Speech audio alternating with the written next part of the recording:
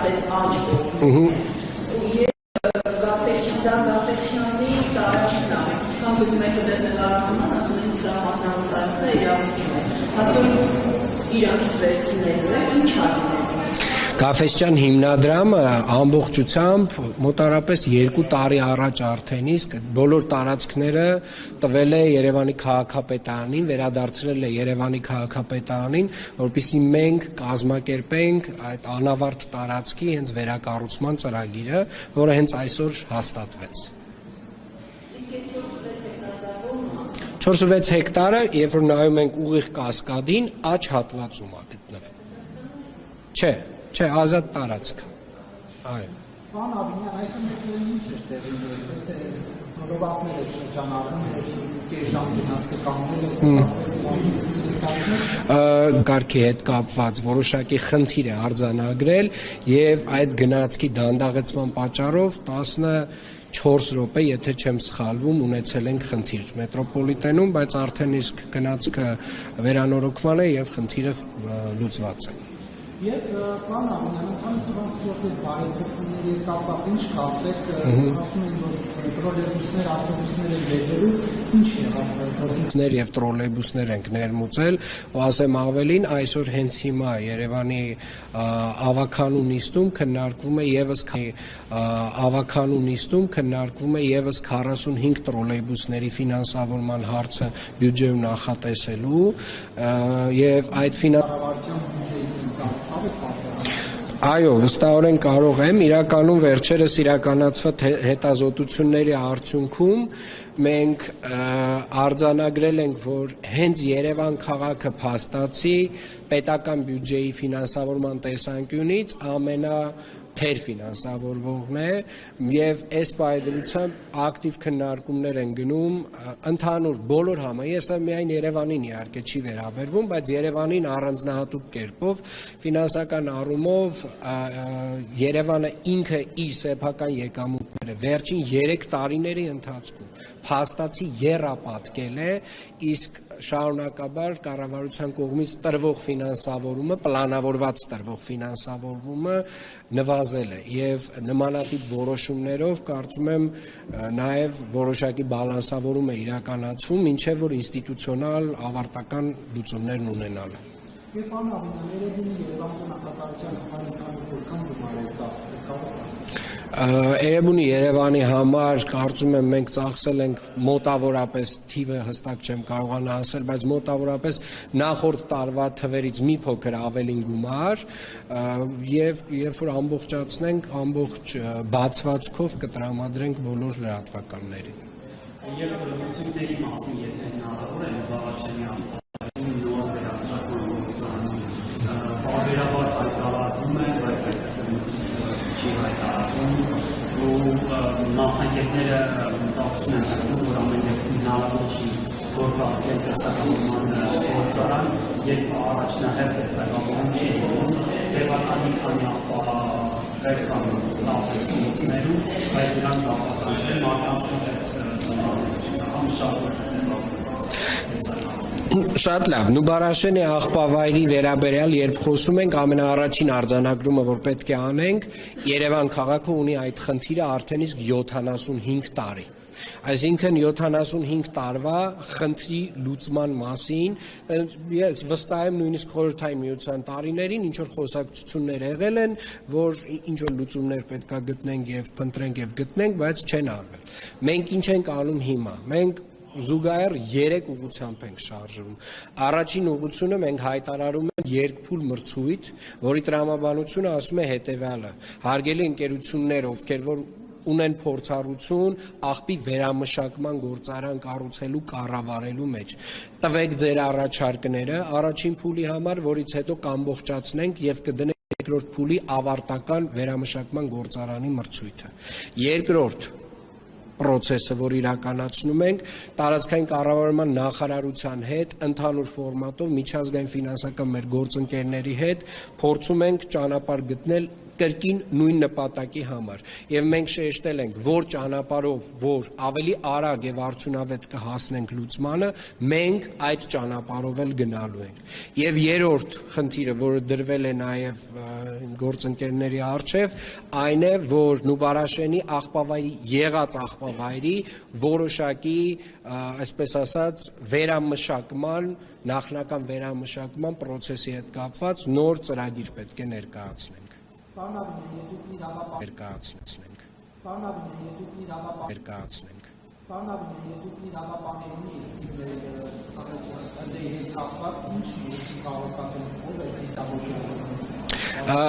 Ես գիտեմ, որ process-ը ընթանում, տարբեր մարդիկ հարցաքննվել են, ուզում եմ ասել նաև շատ կարևոր է արձանագրել, թե ինչն է հիմք հանդիսացել այդ հայտարարության համար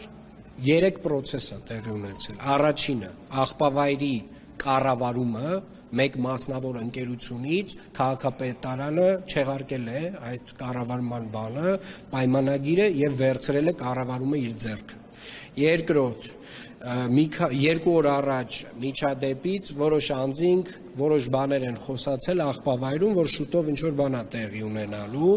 եւ երրորդ ընդհանուր առմամբ իհարկե անմեղության կանխավարկածը միշտ պետքա հիշենք, պահենք եւ պահպանենք, բայց ուզում եմ նաեւ շեշտել, որ ընդհանուր առմամբ հիմա քաղաքապետարանը այնտեղ ամբողջական տեսահսկման համակարգ է դնում է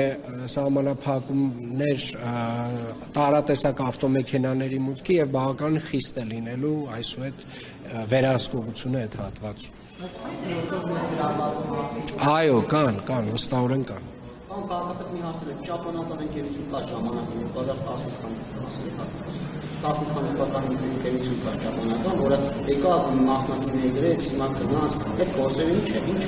եղել, ինչու կա, բացահայտվում է ինչու գնաց, ով խոչընդոտ է, որովհետև արհեստական խոչընդոտ է։ Ճապոնական ընկերության արված աշխատանքը շատ կարևոր էր, բայց կարելի է ասել ինքը իր մասշտաբով ուղղակի ցուցադրական աշխատանք էր, շատ փոքր էր, եւ դա ընդամենը մի օրինակ է, թե ինչպես կարող է աշխատել։ Շատ կարևոր օրինակ է, բայց ամեն դեպքում այդ մանրամասները, թե ինչի գնաց, ինչի չեղավ եւ մնացյալը, ես կդժվարանամ ասել։ Դե տեսեք, ես որ ասում եմ, որպեսզի հասկանանք, այս աղբի, այսպես ասած, չգիտեմ ինչ կոչեմ դա, բայց ամեն դեպքում այնտեղ ունեցել ենք պրոցեսներ, որոնք որ ենթադրում են որոշակի ֆինանսը գեներացրել եւ այդտեղ շահեր են եղել եւ այլն եւ հիմա մենք ուզում ենք այդ ամբողջը ոչ թե ուզում ենք, այլ հիմա մաքրել ենք եւ բերում ենք օրինական դաշտ։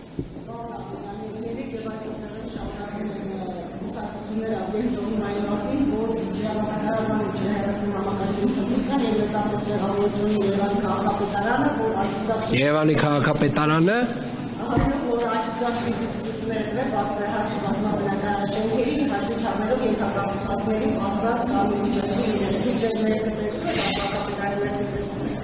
Ես կարող եմ ասել հետևյալը. վերջին 3 տարվա ընթացքում Երևանի քաղաքապետարանը կազմակերպել է ահռելի մասշտաբի չերևացող ենթակառուցվածքների կառուցում ամբողջ քաղաքում։ Դա լինի ջուր, դա լինի գազ, դա լինի էլեկտրականություն, թե դա լինի ինտերնետ։ Եվ երբ որ ասում եմ ահռելի, դա իրապես ահռելի մասշտաբների։ Այս աշխատանքը իրականացրել ենք մենք, իհարկե մեր գործընկերների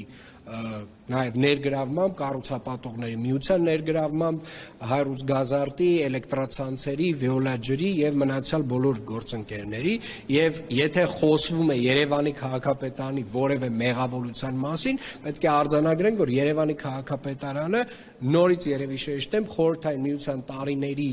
հետո երևի թե ամենամասշտաբային ծրագիրն է իրականացրել ենթակառուցվածքների ավելացման մասով։ Սա մեկ։ Երկրորդը, Երևանի քաղաքապետարանը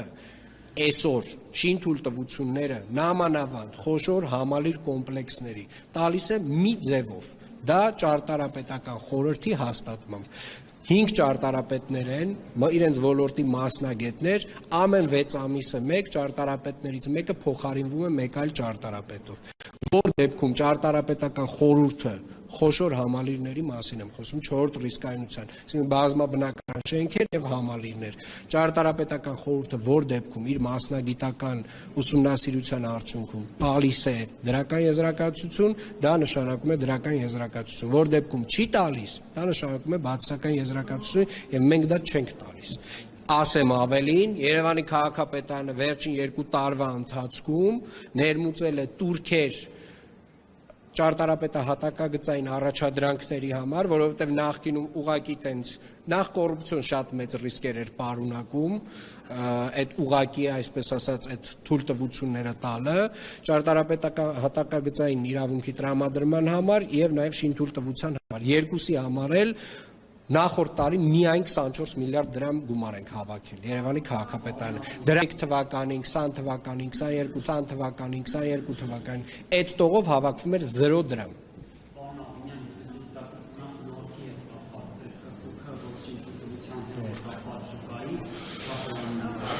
Հա։ Քաղաքապետարանից ընդունում եմ ռապորտի է, Այո։ բայց ինչպես է շարունակում շինարարական աշխատանքները եւ երկրորդ անիտի հետ կապված ձեր առնչությունը մասնագետները քաղաքասարությունից ասում են, որ ձեր առնչությունը պետք է քննի հայ կոռուպցիոն սկանդալին դրան ինչպես է կապ։ Ես նոր նորքում ինքնակամ շինության հետ կապված կարող եմ ասել հետևյալը. Երևանի քաղաքապետարանը 7 անգամ ծանուցել է շինարարին, մերժել է ինքնակամ շինության օրինականացման իրենց հայտը եւ վստահորեն նաեւ Երևանի թիմ նոր օրենքով ստեղծված լիազորությունների շրջանակում գործելու է համապատասխանաբար, այսինքն շինարարություն հիմա որպես այդպիսին շինարարություն չի իրականացվում, այսինքն նման process ես ինչքան գիտեմ այնտեղ չի իրականացվում շինարարություն։ Այլ հարց է, որ սեփական տարածքում, որտեղ տեղեր կա, որ մենք չենք կարող մուտք գործել, հատվածներ կան, որ մենք իրավունք չունենք, բայց երթիմի թվեր եմ հրապարակել 3 ժամ տևած իմ մամուլի ասուլիսի ժամանակ կոնկրետ ֆինանսական թվեր, այդ քաղաքասարակության ներկայացուցիչներից որևէ մեկը ներառյալ հետաքննական լրատվականները թվերին անդրադարձ չկա, 0 անդրադարձ չկա, 0 անդրադարձ կա իմ բարձրաձայնած թվերին, որով կոնկրետ պնդումներ եմ արել ու հարցեր եմ բարձրաձայնել ու հարցականի տակ եմ դրել այդ ամբողջ այդ բանի թեզերի հեղինակների թեզերն եմ հարցականի տակ դրել։ Դրան անդրադարձ չկա, ինչ որ տենց գիտեք անցյալ, ասենք կնոջ ընկերուհին բաներ, իրանք ասենք 7 ամիս առաջ չէին ծանոթացել 1 տարի 3 ամիս առաջ չէին անլուրջ, գիտեք ես երբ որ մենք բոլորս մեր աշխատանքը հարգենք, ես ուզում եմ որ եթե որևէ մի լրատվական իրեն փաթեթավորում է որպես հետաքննական, իրապես զբաղվի հետաքննությամբ։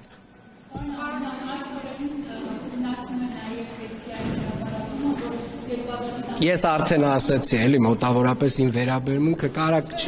չմեջ բերեք, հա, հլը ասեք, հլը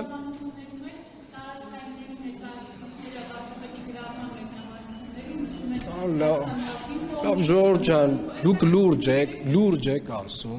ուրեմն չէ, բայց իրականում դուք լուրջ այս հարցը տալիս եք, այսինքն վարչապետը ասում է կուսակցականներին, ասում է հարգելիներս խնդրում եմ մասնակցեք մեր կուսակցական հանրահավաքին, առաջարկեք ձեր ընկերներին, հարազատներին, մեր կներեք մի րոպե, համակիրներին եւ հստակ շեշտում է ասում է բացառել վարչական ռեսուրսի կիրառումը։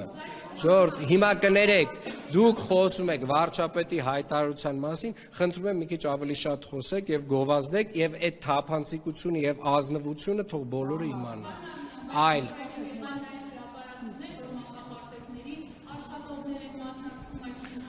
տեսեք, յուրաքանչյուր դեպքում, յուրաքանչյուր մարդ, ես բացառում եմ, որ իմ ենթակաները վարչապետի կոչը կամ որևէ մեկը մենք այդ վարչական ռեսուրս կիրառելու լինեինք, այդ ընտրությունների ժամանակ կկիրառեինք, էլի։ Պարոն Աղնյան, շենքավիթի նախկին արդեն քաղաքապետ Ռազմիկ Մկրտչյանի հետ դուք խոսակցություն ունեցել եք եւ արդյոք դուք եք իրեն որդորել, որ քաղաքացիական պայմանագրից